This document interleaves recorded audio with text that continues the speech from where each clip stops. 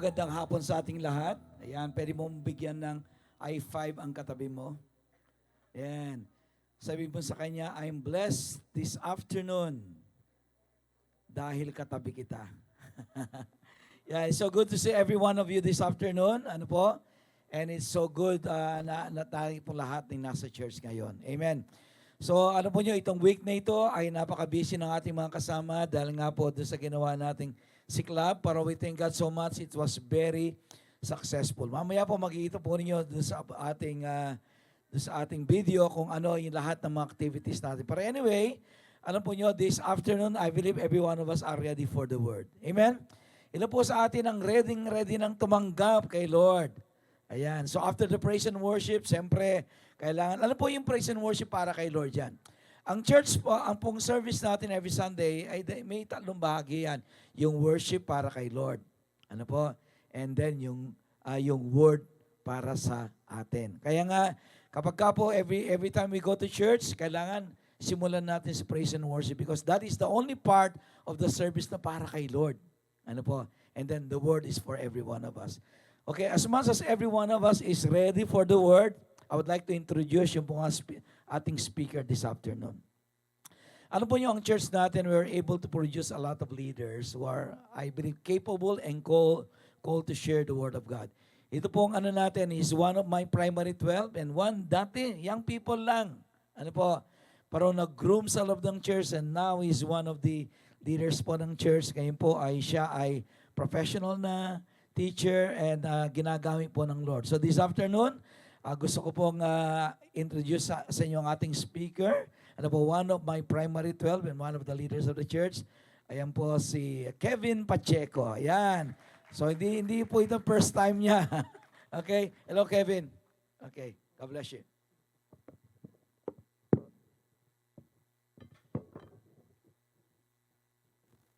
Sige po, tayo yumuko sandali at manalangin. Hallelujah. We praise, Lord, and honor your name sa oras po na ito, Panginoon. Patuloy, Lord God, na tinataas ka po namin. Dinadakila, Lord, sa buhay po ng bawat isa po sa amin. Maraming salamat po, Lord, that we can be able to come boldly to your presence at i-worship ka po ng may kalayaan sa amin pong mga buhay. Panginoon, alam ko po na sinet mo po yung araw na ito. It's not us who set this day, Lord.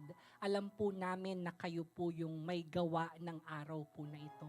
At alam ko, Lord, appointed time mo po ito sa bawat isa po sa amin so that we will hear your word once again. As we listen to thy word, Panginoon, ito po ay magrema po sa amin, Lord. Ito po, Lord God, ay magbigay ng direction po sa amin, Lord. Ito po, Lord, ay magbigay ng kasagutan sa amin pong mga tanong. Ito po, Lord, ay mag-heal ng puso po namin, Lord.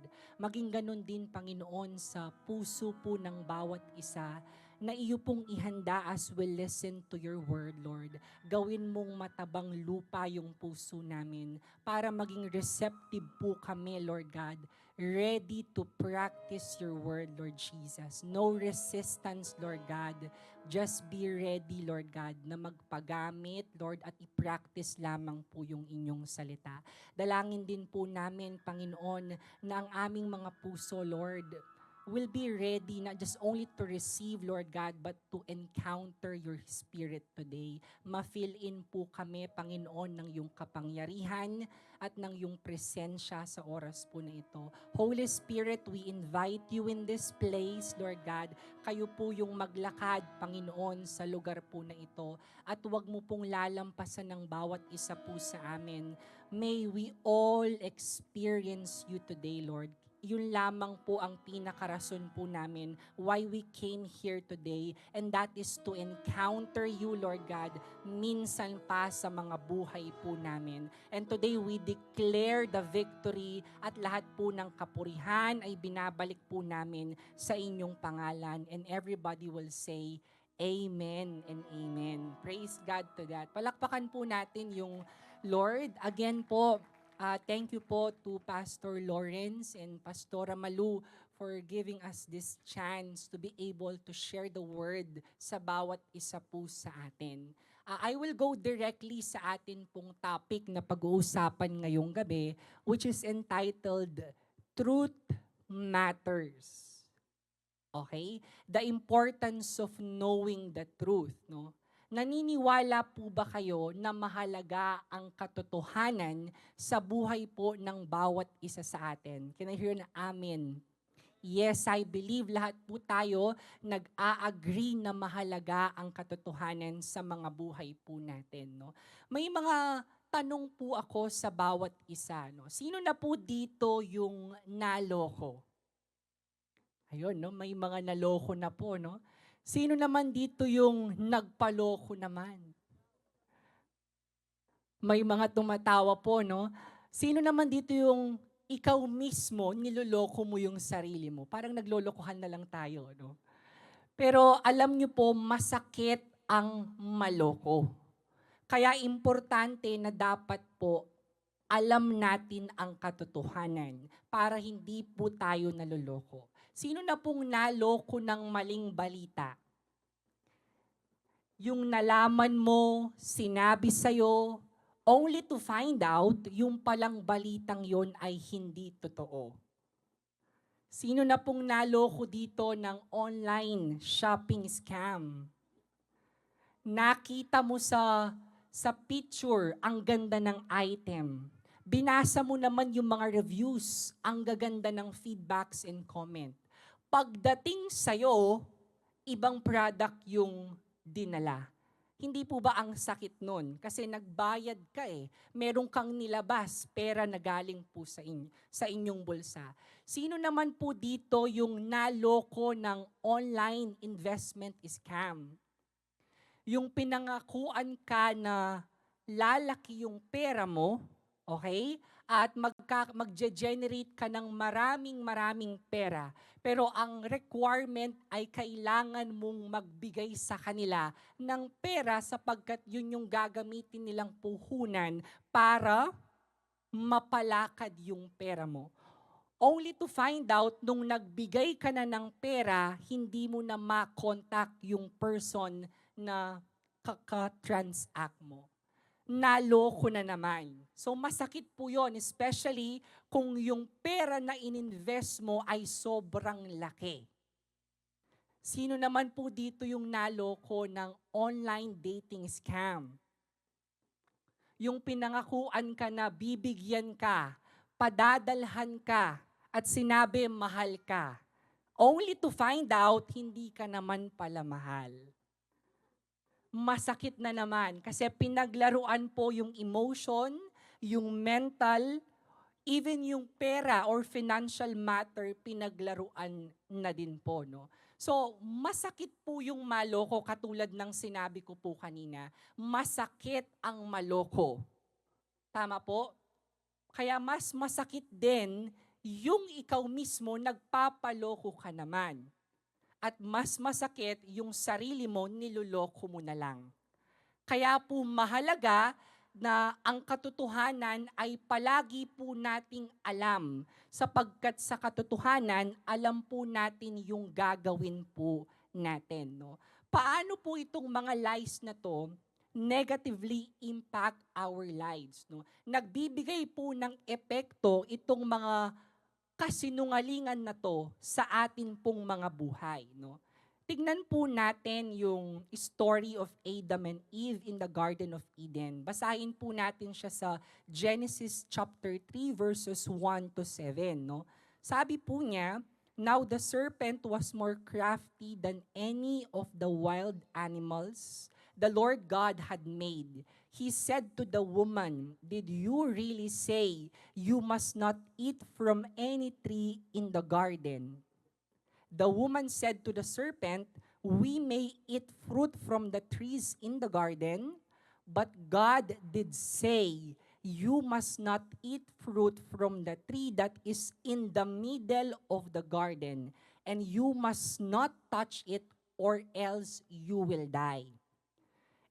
Prior to this chapter po, para lahat po tayo naiintindihan po yung kwento na ito, Sinabi po sa previous chapter, sa Genesis chapter 1 and 2, that God made man according to His image. Ginawa po tayo ng Diyos ng ayon sa kanyang wangis. In fact, pinangakuan pa po ni Lord si Adam and Eve na pwede nilang kainin lahat ng pagkain na nakikita nila sa Garden of Eden, except lang doon sa isang puno, which is the tree of the knowledge of good and evil.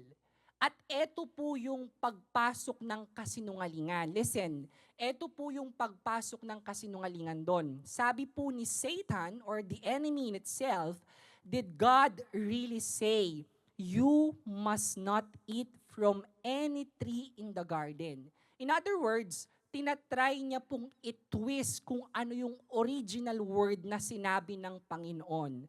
Nagsisinungaling na po siya. Okay po? Ngayon po ituloy po natin, sabi niya sa verse 4, you will not certainly die, sabi po ng enemy. The serpent said to the woman, for God knows that when you eat from it, your eyes will be opened, and you will be like God, knowing good and evil. When the woman saw that the fruit of the tree was good for food and pleasing to the eye, and also desirable for gaining wisdom, she took some and ate it. She also gave some to her husband who was with her, and he ate it. Sa madaling salita, sinabi ba talaga ng Diyos? Alam mo kasi pag kinain mo yan, your eyes will be open and you will be like God. Again, nagsinungaling na naman po yung enemy. Because kung babalikan lang po natin, if we will track back again, what God said in Genesis 1:26 and 27, God made man according to His image. In fact, kawangis po natin ang Diyos dahil sa Kanya po tayo galing. Kaya pagkatapos po tayong gawin ng Diyos, ang sabi lang niya, ang conclusion lang niya sa ginawa niya, it was good. Pero tignan niyo po kung gaano katuso yung demonyo. Out of all the good thing na ginawa ng Diyos, ang gusto niyang ma-emphasize is yung pagkukulang na hindi gustong pagawa sa kanila ng Diyos. Kaya po ang nangyaring resulta, their eyes of both of them were opened, and they realized they were naked. So they sewed fig leaves together and made covering for themselves. In other words, na-realize po nila because they disobey God na sila ay walang suot. Sa madaling salita po, yung shame pumasok na, yung guilt pumasok na, nagtago na po sila just because of sin. Kasi ang kasalanan po, separate us from God. Hindi makakakilos ang Diyos sa buhay mo kung merong kang sin sa puso mo. Merong kang tinatagong bigat. But if you want God to move in your life mightily, wala ka dapat na tinatago sa Kanya. Freely ini-open mo yung buhay mo sa Kanya. So now what's the point? The point is, lies are so damaging. What destroys the world, what caused the man to fall, and what caused the sin to enter the world is actually a lie. Ganyan katindi ang pagsisinungaling, ang kasinungalingan. And that is why we have to deal it sa mga buhay po natin. Because it will damage your relationship with God. It will even damage your relationship with other people. Tama po? Pagka merong kang kausap at hindi nagsasabi ng totoo yung kausap mo, nababasag po yung tinatawag natin na trust. And when trust is broken, hindi madali ng pagkatiwalaan yung tao. Ganon katindi po ang lies na naa-affect po sa mga buhay po natin. Sabi po sa John 8:44, you belong to your father, the devil, and you want to carry out your father's desires. He was a murderer from the beginning, not holding to the truth, for there is no truth in him. When he lies, he speaks his native language, for he is a liar and the father of all lies. No? Ano po yung sinasabi po ng verse na ito? Ini-introduce po ng verse na ito kung sino yung enemy po natin. That one of many characteristic na meron po siya ay ang pagsisinungaling. Kaya po yan yung tinatawag niyang native language. Sanay na sanay po siya dyan. Expertise niya yung pagsisinungaling.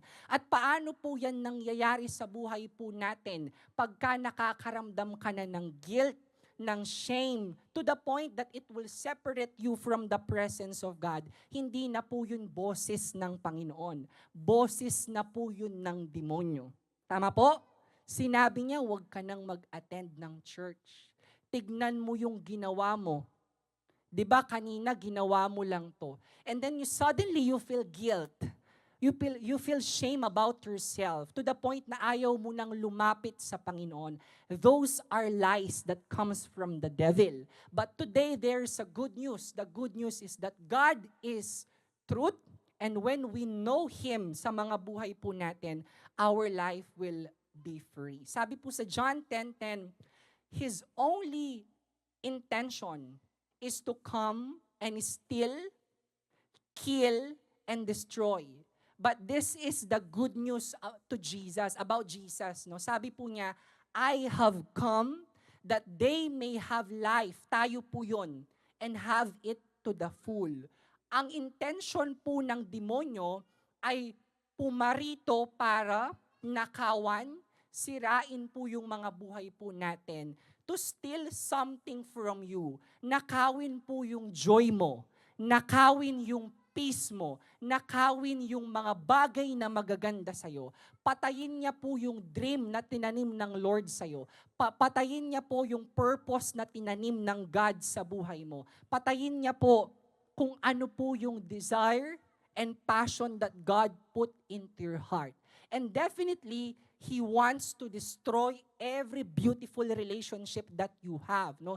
Napakaganda ng relasyon mo sa mama mo, sa mga kapatid mo, sa mga disciple mo, or even sa mga kasama mo sa church. Ang gusto niya, ma-destroy lahat po ng yon. Ganun po katuso yung demonyo sa mga buhay po natin. But again, Jesus came that you may have life and have it in abundance. Hindi lamang po isang buhay, pero buhay na may kulay, merong purpose, at merong gana. Hindi lang po basta nag-e-exist yung buhay po natin dito sa mundo. Meron po tayong patutunguhan sa lahat ng ginagawa po natin. And this is the standard of the definition of truth sa mga buhay po natin. No?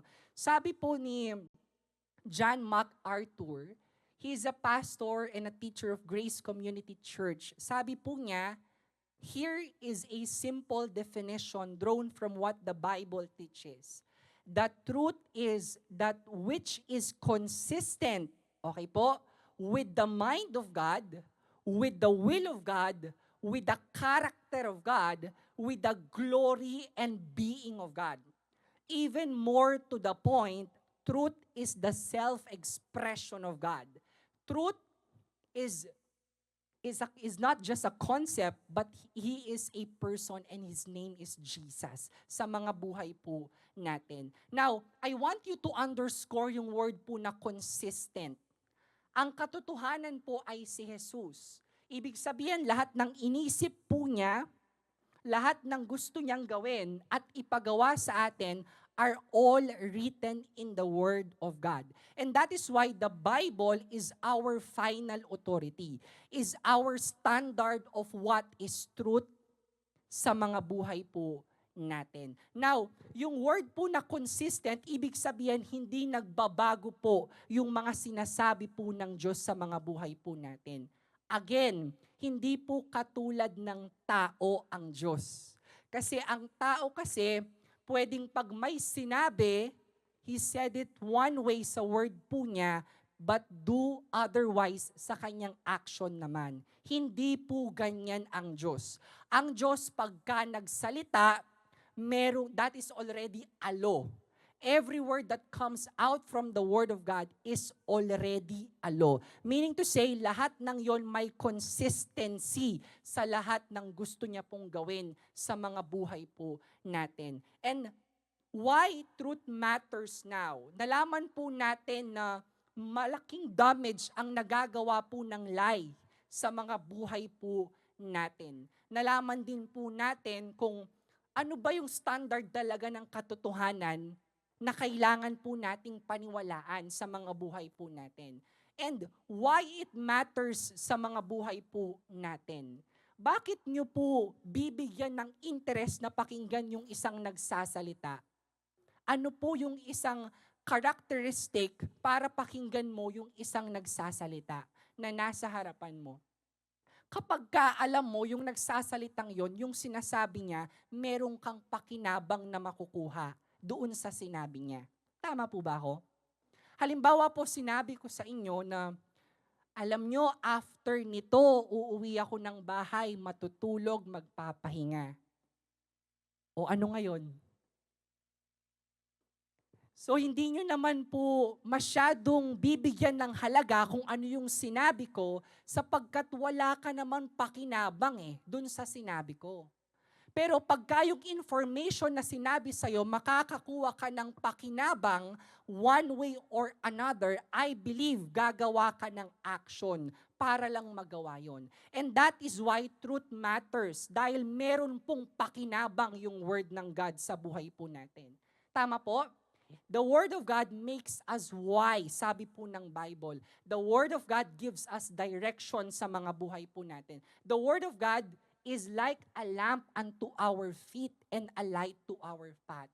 Sabi po sa Matthew 7, verses 24, everyone who hears these words of mine and put them into practice will be like a wise man who builds his house on the rock. The rain came down, the winds blew, and the winds blew and beat against that house, and it did not fall because it had its foundation on the solid rock. What does it mean?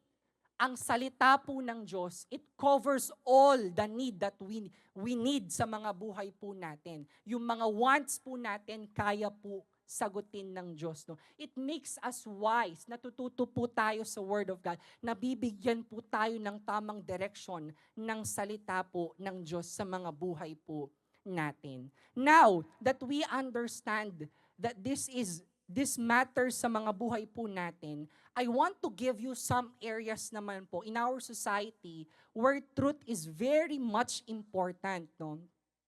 Taken from example po, ng isang employer and employee relationship, no?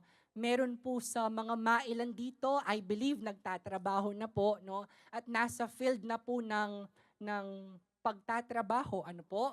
So, dito po makikita po natin, no, yung kahalagahan ng katotohanan, no? Let me give a specific example. Halimbawa po sa mga HR dito. Sino po yung mga HR dito? Okay po. Isa po sa mga naging job ko nung ako po ay nag-aaral pa lamang, part of our OJT, is to be part of the HR department. No? At isa po sa mga trabaho na ginagawa po namin is to check all of the biodata, no? Including all the resume na nag-a-apply doon sa company po na yon. Isa sa mga trabaho namin is yung background checking. Kasi tinitignan namin kung yung sinabi bang information ay may katotohanan doon sa nakalagay, nakasulat, nakaprint at nababasa nung HR po natin. So ganun po kaimportante yung katotohanan in terms of the professional setup, no? In terms naman po of the business setup, no? If your supplier breaks their promise to deliver the quality products na kinakailangan po. Hindi po ba parang pag-una okay pa Pero pagka pangalawa, pangatlo na hindi na di-deliver ng maayos kung ano yung products na kinakailangan mo, yung quality na gusto mo, noong supplier, ang tendency lilipat ka ng ibang supplier. Tama po ba? Ganun ka-importante po yung katotohanan in terms of business setup, no? Ngayon naman po, no, think about in a medical field, no. Sa mga tao naman po na sa atin naman po lahat, no, I believe lahat naman po sa atin, one way or another, pumunta na po sa doktor. No?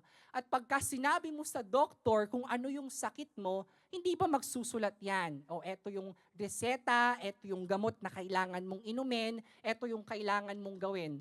Hindi mo naman kino-question yung doktor. No? Although maybe some of it pwede mong tanungin, but the end result of it is humahanap ka pa rin ng paraan para sundin kung ano yung sinabi ng doktor. Meaning to say, may assumption ka na anumang sinabi ng doktor sa'yo, ikakagaling mo. So mahalaga yung katotohanan. Kasi kung hindi ka naman naniniwala sa sinabi ng doktor, hindi mo naman gagawin kung anong sinabi niya. So there is an importance of truth in there. Think about po in a court cases naman, no? Sa mga nasasakdal minsan sa korte. Halimbawa, merong dalawang panig po. There is a cross-examination of the statement ng dalawang tao na yon. Paano ba natin i-measure yung katotohanan? Sino ba talaga yung nagsasabi ng tama sa kanila? Before we conclude, ito yung kailangan nating isakdal. Napaka-crucial po nun. Kasi kailangan alam mo yung totoo doon sa dalawang nagsasabi. Okay? And enable for you to get to know the truth, kinakailangan merong kang ebidensya. Tama po? Think about naman po in a Senate hearing. Sounds familiar po sa atin? Tinitignan kung ano yung background sa atin pagka tayo po ay nalilitis. Sapagkat tayo ay kailangan makitaan ng mga ebidensya just to prove kung yung sinasabi ba natin ay tama o hindi. Again, napakahalaga ng katotohanan. Hindi po natin siya dapat na ipagsawalang bahala dahil malaki po yung epekto nito when we tolerate lies sa mga buhay po natin. Think about naman po order in our society. Imagine kung walang nakapaskil na mga information sa labas. Halimbawa na lang po, no jaywalking.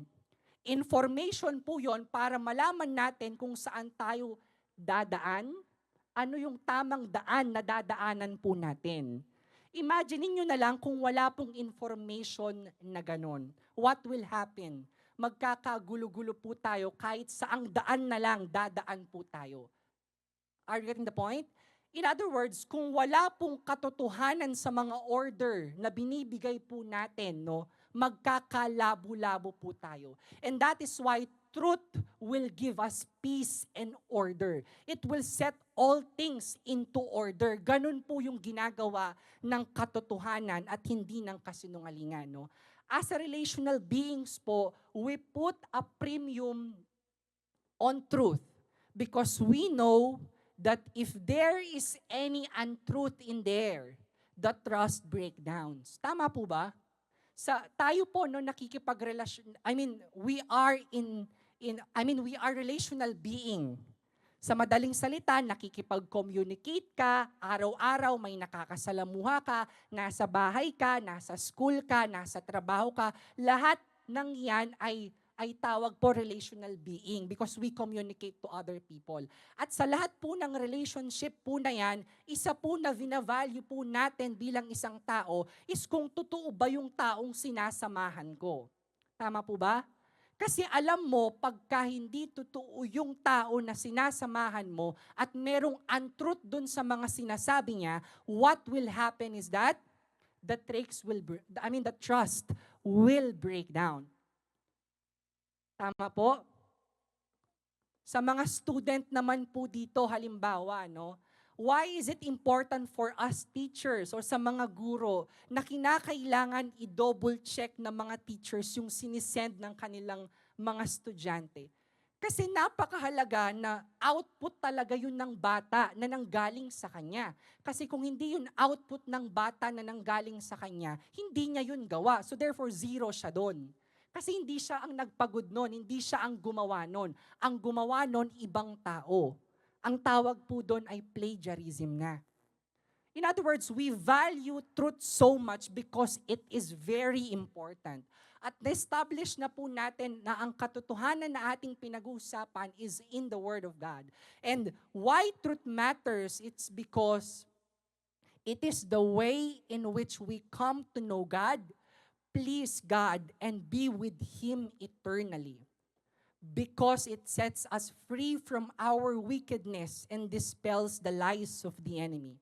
Because it empowers us to stand for righteousness in a fallen world. In other words, or meaning to say, pagka po alam natin yung katotohanan, alam natin yung importance nito, alam natin kung paano po natin ika-counteract yung lahat ng lies na sinasabi po sa atin ng demonyo. And what are those lies that the enemy is telling you today? That for some reason, baka pinaniwalaan mo na, nabubuhay ka na dyan, hey, that is not the truth. The truth is in the Word of God. Now that we know that the truth matters sa mga buhay po natin, paano po tayo mabubuhay ngayon in truth? Number one, we have to seek God. We have to seek the truth and have an encounter with God. Kinakailangan po natin na saliksikin ano ba yung katotohanan talaga.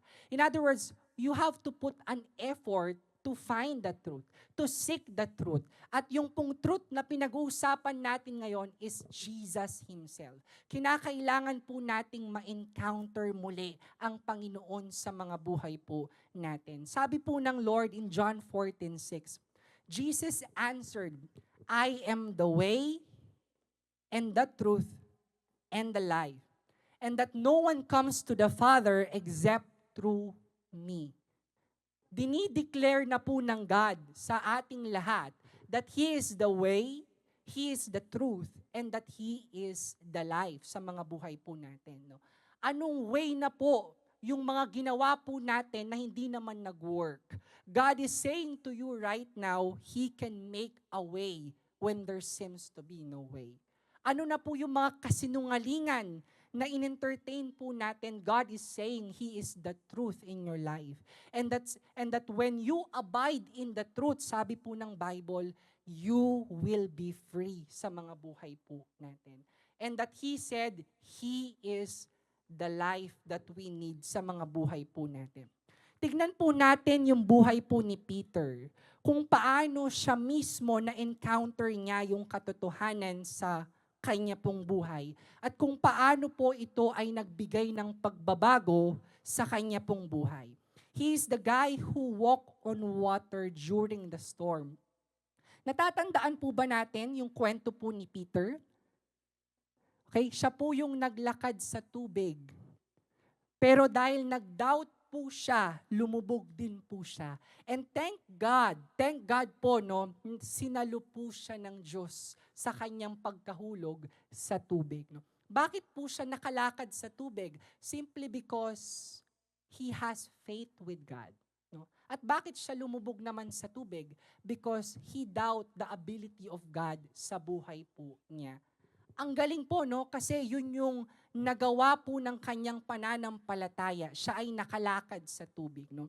Gusto ko lamang po kayong bigyan ng overview about his life, no? Marami po yung pinagdaanan ni Peter, pero gusto ko lang pong idiin sa oras po na ito kung paano niya na-encounter si God at paano nabago yung buhay niya because of that encounter with God. Siya rin po yung guy who said, Lord, I will stand by you even if all others fall away. Later on, denied Jesus. Sino po yung nakakaalala dito? Yung kwento po na dininay niya si Jesus 3 times. Diba sabi niya, ang lakas pa mo ng loob niya, no? Sabi niya, Lord, kahit anong mangyari, patay kung patay, hindi po kita iiwan. Eh nung nakita niya, papatayin na si Jesus. At lahat possible na sumusunod kay Jesus ay pwede ring mamatay. You know what happened? Dininay niya po, hindi ko kilala yan. I don't know that God that you are saying. No? Imagine, kasama mo siya, nakita mo nang nagpagaling, nagbigay ng milagro sa mga tao, Dahil alam mo lang na mamamatay siya, iko-crucify siya at mamamatay din yung mga taong sumusunod sa kanya. What happens is that he deny po si Jesus sa kanyang buhay. He is also the guy who was discouraged when Jesus died. No? Masayang-masaya po si Peter nung kasama niya si Jesus. And of course, sino ba namang hindi malulungkot kapag kayong kasama mo for a long time ay mamamatay. Kaya po siya ay na-discourage nung namatay si Jesus. And after all of this, listen, God still use Peter. In the power of the Holy Spirit, Peter shares about Jesus. And 3,000 people got saved in just one day. You know, God uses imperfect people who are in a imperfect situations to do His perfect will. Gaano man ka-imperpekto yung buhay ni Peter, ginamit pa rin po siya ng Panginoon yung buhay ni Peter so that other people will be saved through his life because of Jesus. Sa madaling salita po, this is an encouragement to all of us to have an encounter with God. Kahit sino ka pa, ano pa yung nakaraan mo, kayang-kaya kang gamitin ni Lord ang buhay mo. Sabi po niya, no, in next slide, you will seek me and find me when you seek me with all your heart.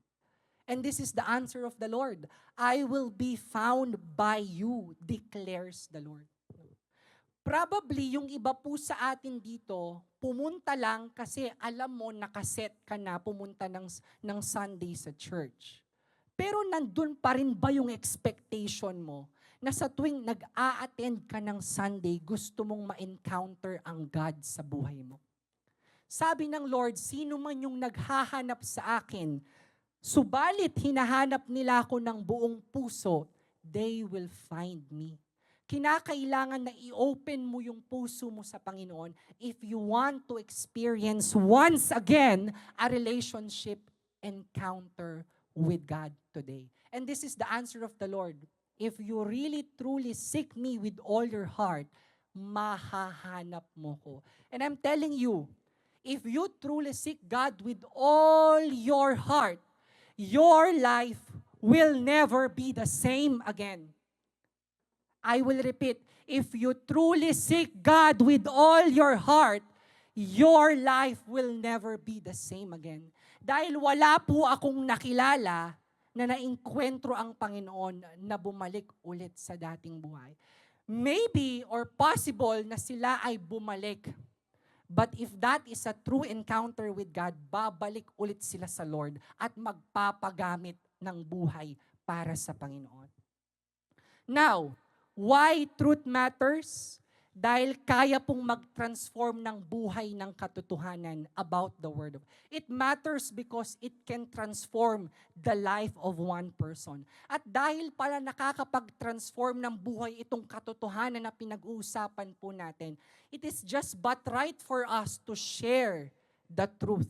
And that is the good news about the Word of God. The central theme of the gospel is Jesus Himself, who came to earth, died to pay for the penalty of our sins, and rose from the dead to grant us eternal life. Sabi po sa John 3:16, for God so loved the world. No? Again, yung word po na so, superlative po yon. Sa madaling salita, sukdulan yung pagmamahal ng Diyos sa'yo. Talagang mahal na mahal na mahal ka ng Panginoon. So much so na yung pagmamahal po na yon ay nagdala po sa kanya ng desisyon or nakapag-decide po siya, okay, voluntarily to give His life to each and every one of us. Siya po ay nagkatawang lupa para lang bayaran po ang ating mga kasalanan na hindi po natin kayang bayaran sa mga buhay po natin. Ngayon, eto pala yung katotohanan na shinare po sa atin, na mahal ka pala ng Diyos, na meron palang pakialam ang Diyos sa'yo, natanggap ka pala ng Diyos. it is just but right for us to share this word to other people because it can transform life as well. And that is why when we share the gospel in Romans 1:16, sabi po niya, "For I am not ashamed of the gospel, because I know it is the power of God that can bring salvation to all of us." Wala nang hiya po sa akin. Wala na akong tinatago because I experience now kung gaano kadakila, ka-powerful yung Diyos na sinasamba ko. And that is why for me, I am not ashamed to share the gospel to other people. And when you share the gospel, this is the promise of God. You will receive power when the Holy Spirit comes on you. And you will be my witnesses in Jerusalem and in all Judea and Samaria and to the ends of the earth. In other words, i-empower ka ng Panginoon if you are just willing na gamitin yung buhay mo para sa Kanya. Amen. Amen. If you are willing today to use your life for Jesus, gagamitin po niya yan. Ano man yung nakaraan mo, ano man yung mga nagawa mo on the past, maybe you're thinking hindi mo na kayang magbago. But then if you give your life to the Lord, kaya kanya ulit gamitin at gawing buo at magamit sa kanyang kaharian. Amen. Hallelujah, praise God. Just like Peter, in just one day when he preached, 3,000 people got saved. Now, baka na-overwhelm kayo sa 3,000. Let's start with one person. We can change the world by changing one person at a time. Hindi natin babaguhin yung tao, pero instrumento ka lang ng Diyos para mabago yung ibang mga tao. Kasi baka na-overwhelm ka, mag-win ka ng disciple, magka-conquer ka ng world. We can start that by changing one person at a time. At sino ba yung tao po na yan? Kung babalikan po natin yung Acts 1:8, sabi po niya, in all Judea and Samaria and to the ends of the earth. Meaning, sino ba yung pinakamalapit sa'yo? Naiisip mo na pwede mong sharean ng Word of God. Huwag ka nang lumayo, sa pamilya mo na lang. Kamusta yung testimony mo sa loob ng bahay? Mag-build ka ng relationship dun sa mga tao po na yon. Invite po natin sila sa church. At sila po ay i-bless po natin so that they will know kung sino po yung God na sineserve po natin. Sabi po sa number 3, now, nalaman na po natin na ang katotohanan pala ay mahalaga because it can transform lives, no? At dahil pala nakakapagbagong buhay yung katotohanan sa mga buhay po natin, it is just but right for us to share the Word of God to other people. Dahil pag po yan ay binahagi natin sa iba, we can also encourage them to come to Jesus at magbago po yung buhay po nila. Now, it is not just important na encounter mo si God. Hindi lang din importante na sinishare mo yung truth. Kinakailangan, you have to stay living in truth.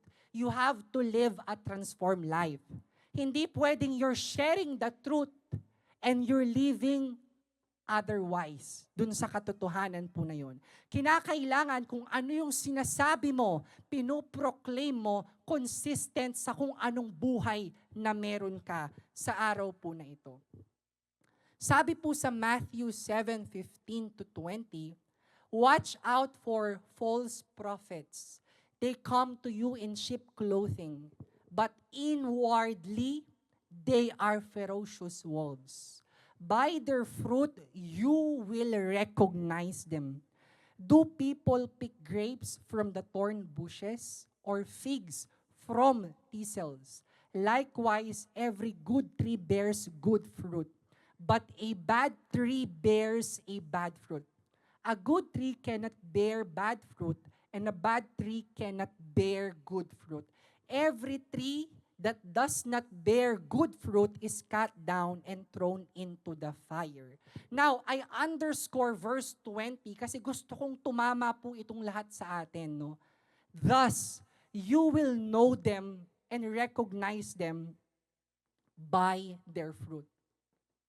Alam niyo po, kahit hindi mo tanungin yung isang tao kung Kristiyano ba siya, by just their actions, their behavior, how they live their life, you will recognize them if they are a true follower of Jesus Christ. Sinasabi po dito, kailangan nare-recognize natin sino ba talaga yung mga true follower ng Christ na talagang sumusunod po sa Kanya. Marami po tayo dito at hindi ko po kilala yung bawat isa. And it's not my responsibility to check if you are a true disciple of Christ. But by just looking your life, sabi po ng Bible, you will recognize them by their fruit. Ano po yung fruit na sinasabi po doon? Yun po yung mga iniisip natin, sinasabi natin, at actions po na ginagawa po natin. And what kind of fruit yung nilalabas po natin? Is it coming from the fruit of the Holy Spirit? And this is the one interesting according to Dr. Steve Maraboli. You can speak with spiritual eloquence, pray in public, and maintain a holy appearance. But it is your behavior that reveal your true character. You don't become a true Christian by just staying in church 24 hours. Wala pong ganon. Hindi mo masasabing Kristiyano ka dahil lang nakatira ka sa church, nagsiserve ka kay God. The true measurement of Christianity is through our actions and behavior if we are really truly living a life that pleases God sa mga buhay po natin. Katulad po ng ako, halimbawa po ako, kahit matulog ako sa garahe, kahit dun po ako kumain, 24 hours akong magstay sa garahe, hindi naman ako magiging sasakyan. Kahit nasa church ka, tumutugtog, nagpipreach, nagmi-ministry, kahit nandito ka, hindi po yan ang totoong measurement ng pagiging isang tunay na Christian. I don't discount the fact that you attend church. That is good. But it's not enough that we attend church. We have to build relationship with God. Kinakailangan na tutuhanin na po natin. Huwag na po tayong magpakapeke. If you are really a true disciple of Jesus Christ, totoo talaga that you are a follower of Christ. Yung pag tinaas mo yung kamay mo, you truly worship Him. Kasi dapat mabigat sa atin ang worship. Alam mo yon, yung wini-worship natin yung King kapag ka praise and worship, no? At totoo talaga sa'yo, no? Hindi lang yung napataas yung kamay mo dahil sinabi ng worship leader, itaas po natin yung kamay. No.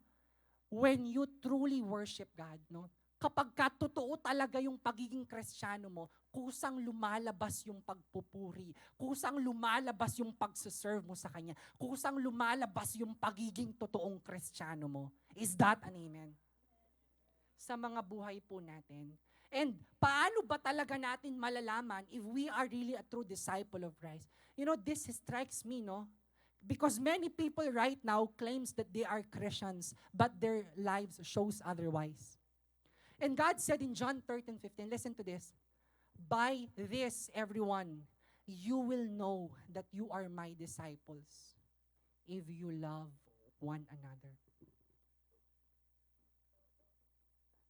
Dahil pag may love, may joy, may peace, may patience, may kindness, may goodness, may gentleness, faithfulness, and self-control.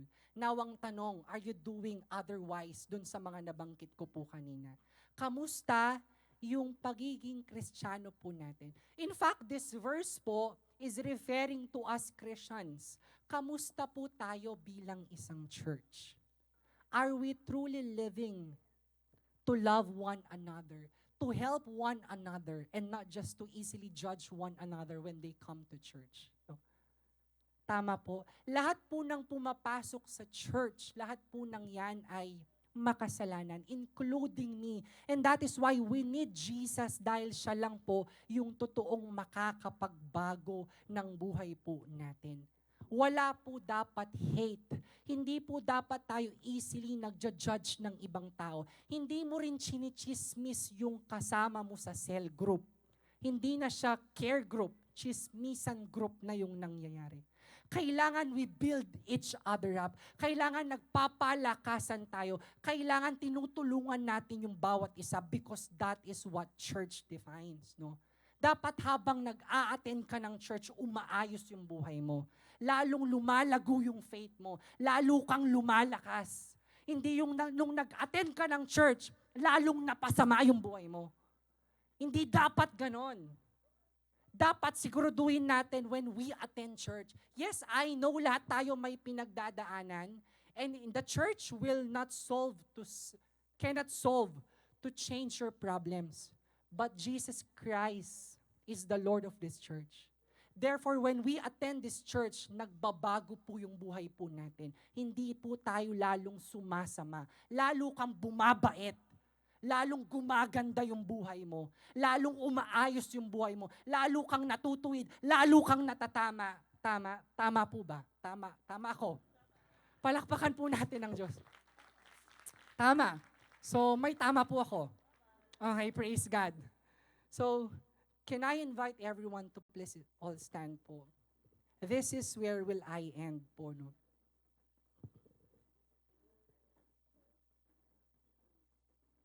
Sabi po ni David O. McKay, true Christianity is love in action. We show love to one another. Hindi po tayo nandito para mag-judge ng tao na kapwa po natin, katabi natin, nakita natin, no? Nandito po tayo to show love to one another. Because Jesus said, you will know that they are my disciples if they love one another. Nagpapakita po ba tayo ng pagmamahal?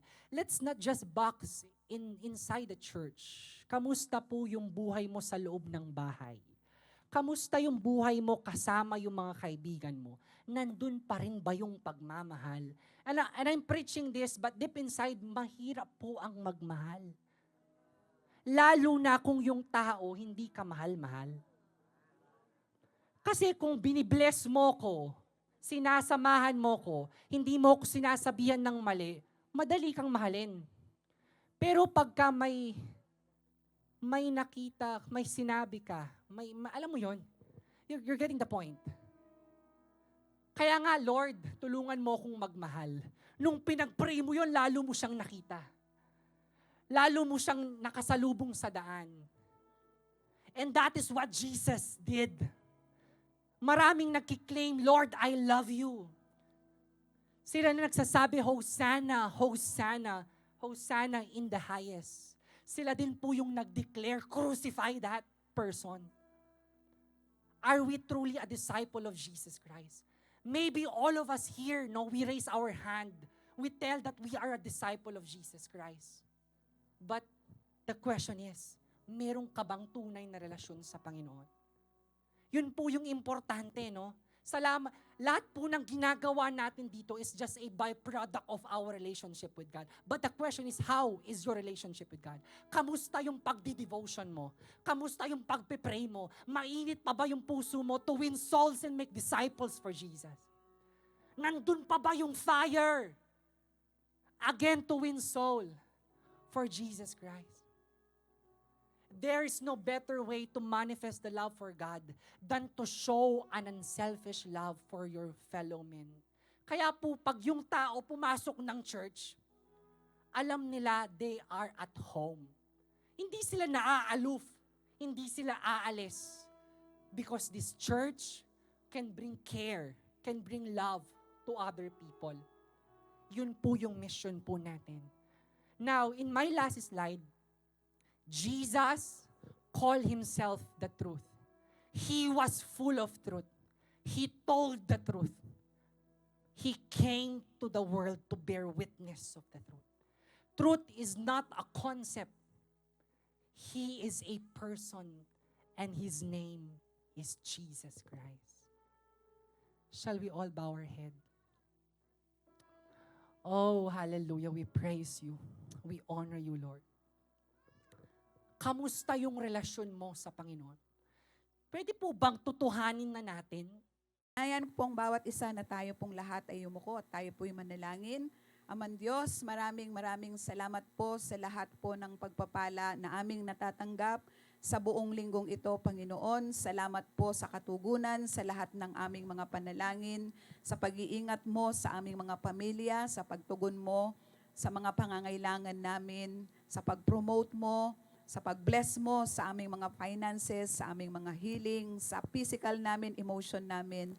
Maraming salamat po. At sa gabing ito, magbabalik po kami ng bahagi, Panginoon. Tanggapin mo po ang aming mga kaloob, ang aming mga tithes. Pagpalain mo po, Panginoon, ang bawat kamay na maghahandog. I-bless mo po ang kanilang mga trabaho, Panginoon, at ang kanyang mga sambahayan. Tanggapin mo po ito bilang masamyong handog. Muli, sa iyo po lahat ng glory, honor, and praise. This we ask in the mighty name of Jesus, and everyone would say, Amen and Amen. God bless you.